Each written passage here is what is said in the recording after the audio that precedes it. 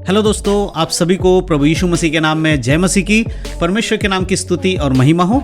फिर से मैं आप सभी का स्वागत करता हूं हमारे एक और नए वीडियो में। दोस्तों, आज के वीडियो के माध्यम से मैं आपको कुछ ऐसी बातें बताने वाला हूं जो आपके लिए बहुत ही ज़्यादा काम की बातें हैं। अगर आप एक विश्वासी हैं, खासकर अगर आप एक नौजवान व्यक्ति हैं, कोई भी ऐसे भाई बहन हैं जो प्रभु यीशु मसीह पर विश्वास करते हैं, तो आज का वीडियो आपके लिए बहुत ही ज़्यादा अच्छा होने वाला, हेल्पफुल वीडियो होने वाला है। क्योंकि बहुत सारे मसीह भाई बहनों के मन में एक सवाल रहता है। बहुत बार कुछ लोग मुझसे पूछते हैं कि ब्रदर हमें बताइए हम व्यभिचार से कैसे बचें। आज के समय में जितने भी लोग प्रभु यीशु मसीह पर विश्वास करते हैं, उनमें जो लोग नौजवान भाई बहन हैं, उनका सबसे ज़्यादा ये क्वेश्चन मेरे पास रहता है, भेजते हैं कि ब्रदर व्यभिचार से कैसे बचा जाए। क्योंकि हम बहुत कोशिश करते हैं व्यभिचार से बचने की, परंतु हम कोशिश करके भी हार जाते हैं। तो हम क्या करें व्यभिचार से बचने के लिए? देखिए मेरे प्रियो, मैं आपको आज कुछ वचन बताने वाला हूं। इन वचनों के आधारित खुद को परखना होगा और खुद को इस वचन के अनुसार चलाना होगा।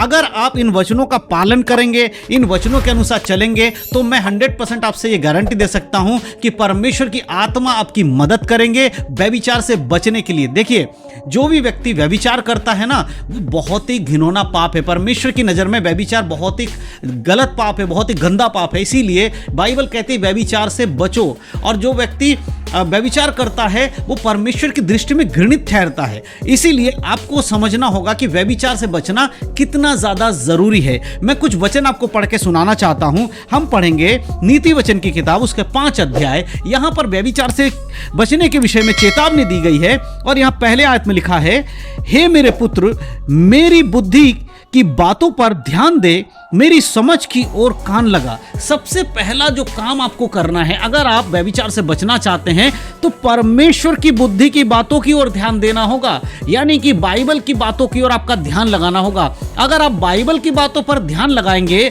परमेश्वर की जो समझ है उसकी ओर अपने कान को लगाएंगे, तभी आप व्यभिचार से बच पाएंगे। बहुत बार बहुत सारे लोग ऐसे होते हैं जो अपनी ताकत बल लगाकर सोचते हैं कि अब हम व्यभिचार नहीं करेंगे, अब मैं ये गंदी चीज़ें नहीं देखूंगा, अब मैं ऐसे किसी स्त्री को नहीं देखूंगा, ऐसे किसी पुरुष की ओर नहीं देखूंगी। इस प्रकार से बहुत बार आप निर्णय लेते होंगे, लेकिन कुछ दिनों के बाद आपका वो निर्णय खत्म हो जाता है। फिर से वही काम करने लगते हैं जिस काम को आपने कुछ दिन पहले छोड़ने के लिए कहा था, लेकिन आप कर नहीं पाए। अगर वचन के अनुसार आप चलेंगे, परमेश्वर की बुद्धि पर ध्यान देंगे, परमेश्वर की बातों पर ध्यान देंगे और उसकी समझ की ओर कान लगाएंगे, तो 100% आप व्यभिचार से बच पाएंगे। इसीलिए वचनों को बड़े ध्यान से सुनिए और परमेश्वर की बातों पर ध्यान लगाना, यानी कि बाइबल में जो लिखी हुई बातें हैं उनके अनुसार जीवन चलाना बहुत ज्यादा जरूरी है। दूसरे आयत में लिखा है, जिससे तेरा विवेक सुरक्षित बना रहे और तू ज्ञान के वचनों को थामे रहे। अगर जब तक आप बाइबल को नहीं पढ़ेंगे, बाइबल के वचनों के आधारित जीवन नहीं जिएंगे, तब तक आप वचन में चल नहीं पाएंगे। आपको सबसे पहले वचन के अनुसार चलना जरूरी है। उसके लिए वचन को पढ़ना जरूरी है। जब आप बाइबल पढ़ेंगे तभी आपको पता चलेगा कि बाइबल में क्या लिखा है, कैसे हमें बचना चाहिए, किस पाप के बारे में क्या लिखा गया है। ये सारी बातें कहाँ हैं? बाइबल के अंदर। इसलिए प्रभु कहता है कि जब तू मेरी बातों को सुनेगा, मेरे बुद्धि की बातों पर ध्यान लगाएगा, मेरी समझ की ओर कान लगाएगा, उससे होगा क्या? तेरा जो बुद्धि है, विवेक है, वो सुरक्षित रहेगा। क्योंकि जो व्यभिचार का पाप है ना, वो सबसे पहले हमारी बुद्धि के अंदर आता है, मन के अंदर आता है, फिर बाद में वो शारीरिक रूप में प्रकट होता है। लेकिन अगर आपका मन ही सुरक्षित रहेगा तो आपके उस व्यभिचार के पाप से आप बच पाएंगे। तीसरे आयत में लिखा है, क्योंकि पराई स्त्री के होंठों से मधु टपकता है और उसकी बातें तेल से भी अधिक चिकनी होती है। परमेश्वर कहता है जो पराई स्त्रियां होती है ना, उनसे हमें हमेशा दूर रहना चाहिए। यानी कि हमें परमेश्वर ने हमारी स्त्री दी है। बहुत सारे मसीह भाई बहन आज ऐसे हैं जो कि शादीशुदा हैं, उसके बावजूद भी उनको दूसरे की स्त्री बहुत ज़्यादा पसंद आती है। अपनी स्त्री के साथ इतना उनको अच्छा नहीं लगता जितना कि दूसरे स्त्री के साथ उन्हें अच्छा लगता है। तो परमेश्वर यहाँ कहता है कि भाई ये व्यभिचार है।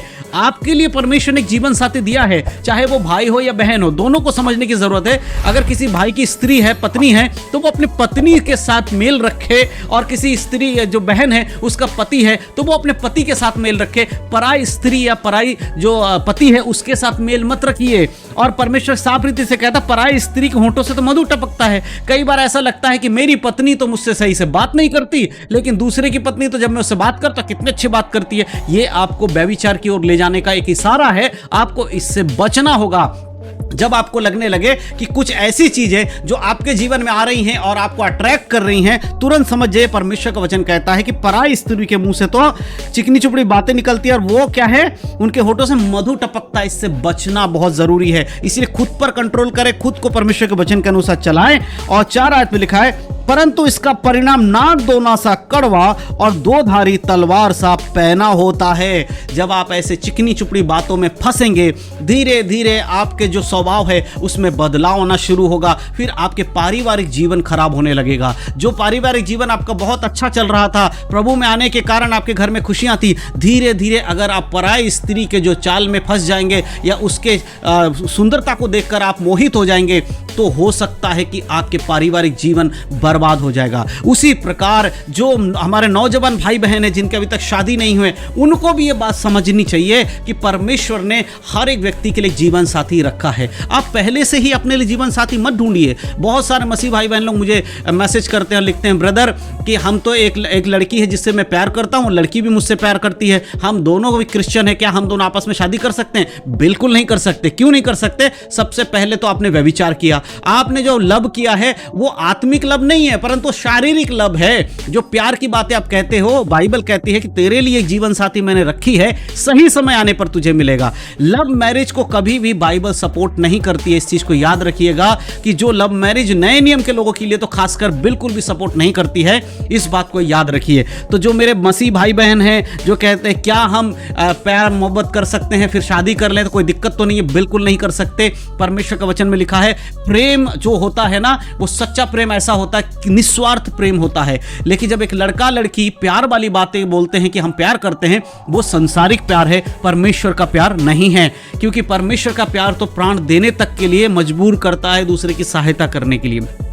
अब बात है व्यभिचार की, तो व्यभिचार से बचना बहुत जरूरी है। इसीलिए इन वचनों के आधारित अपने आप को देखिएगा। परमेश्वर की बातों पर अगर आप ध्यान लगाएंगे, उसकी बुद्धि की बातों पर ध्यान लगाएंगे, तब आप व्यभिचार से बच पाएंगे। अन्यथा आप कितनी भी कोशिश करिए, आप व्यभिचार से बच नहीं पाएंगे। लेकिन मेरे प्रियो, वचन ये भी कहता है कि हर चीज का सामना करना है। बाइबल में लिखा है, परमेश्वर के हथियार बांध लो ताकि तुम बुरे समय का सामना कर सको। लेकिन जब बात आती है व्यभिचार की, तो वहां पर परमेश्वर का वचन कहता है व्यभिचार से भागो। जब आपके जीवन में कोई भी ऐसी बातें आती है जिससे आपको लगता है कि आप व्यभिचार की ओर जा रहे हैं, उससे दूर हो जाइए। जब बॉयफ्रेंड गर्लफ्रेंड बनाने की बात आ रही, समझ जाइए कि आपके जीवन में व्यभिचार का दस्तक आ रहा है। आप तुरंत बॉयफ्रेंड गर्लफ्रेंड बनाना छोड़ दीजिए, उससे दूर भागिए। एक समय आएगा जब आपके लिए उत्तम पति परमेश्वर आपको देगा, आपके लिए उत्तम पत्नी भी परमेश्वर आपको देगा। ये बातें आपको समझना बहुत जरूरी है। इसीलिए व्यभिचार से विरोध परमेश्वर की चेतावनी यही है कि प्रभु कहते हैं कि हे मेरे पुत्र, मेरी बुद्धि की बातों पर अपना